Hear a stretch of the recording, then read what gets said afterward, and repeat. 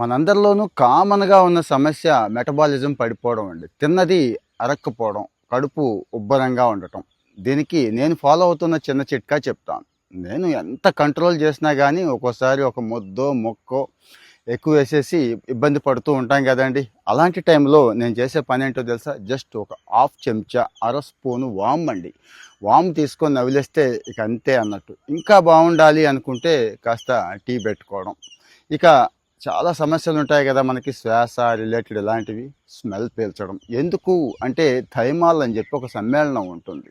యాంటీపాస్మోటిక్ గుణాలుంటాయండి ఈ వాములో. వాము చూడ్డానికి చాలా చీప్‌గా కనిపిస్తుంది, చిన్నగా కనిపిస్తుంది. వంటగదిలో అయితే ఉంటుంది. కానీ మనం దాని జోలికెళ్ళం.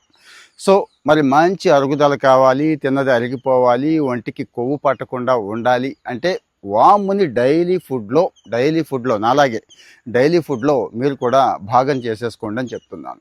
జస్ట్ అరిగించడం వరకే కాదండి. నోటికి కూడా చాలా మంచి చేస్తుంది. దంతాలకు కానీ, శ్వాసకు కానీ, నోటికి సంబంధించిన చాలా రోగాలు ఈరోజు మనకొచ్చే రోగాల్లో సగం రోగాలు నోటి ద్వారానే వెళుతున్నాయి కదా! ఉప్పు నీళ్లు పుక్కిలించండి ఎప్పటికప్పుడు అని చెప్పేది కూడా అందుకోసమే. సో, ఈ వాము ఆ రకంగా ఉపయోగపడుతుంది. అస్తమా ఉన్న వాళ్ళకి, బ్రాంకైటిస్ ఉన్న వాళ్ళకి విపరీతంగా జలుబు చేస్తూ ఉంటుంది కదా! వాళ్ళకు కూడా వాము భలే పనిచేస్తూ ఉంటుందండి.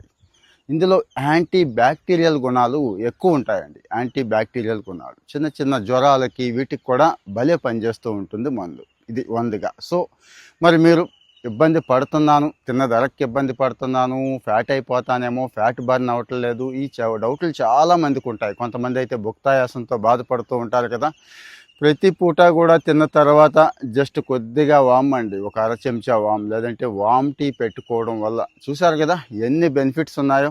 అంటే యాంటీ ఫంగల్, యాంటీ బ్యాక్టీరియల్గా పనిచేస్తూ, ఇన్ఫ్లమేషన్ తగ్గిస్తూ, చక్కగా తిన్నది అరిగించేస్తూ, కొవ్వుని కరిగించేస్తూ, ఎన్ని పనులు చేసే వాటిని మనం ఏం చేస్తూ ఉంటామంటే కాస్త ఘాటుగా ఉంటుందనో, ఆ స్మెల్ నచ్చదనో పక్కన పెట్టేస్తామండి. కానీ అలవాటు చేసుకుంటే అద్భుతంగా ఉంటుంది. చిన్న చిన్న అలవాట్లు ఎక్కడికో తీసుకెళ్తాయని, అదే చిన్న బ్యాడ్ హ్యాబిట్స్ జీవితం మొత్తాన్ని పాడు చేసేస్తాయని మనం చెప్పుకుంటున్నాం కదా! ఆ చిన్న అలవాటే ఇదొకటి. అంటే ఈ వామ్ అనేది కూడా ఒక అలవాటుగా, డైలీ అలవాటుగా మీ జీవితంలో చేర్చుకుంటే మిగిలిన వాటితో పాటు ఇది కూడా మిమ్మల్ని ఖచ్చితంగా హెల్తీగా ఉంచుతుంది, హ్యాపీగా అయితే ఉంచుతుంది. ఆల్రెడీ వామ్ తీసుకుంటున్న వాళ్ళు మన వాళ్ళల్లో కొంతమంది ఉంటారు. మీరు మీ ఒపీనియన్ చెప్పండి దయచేసి.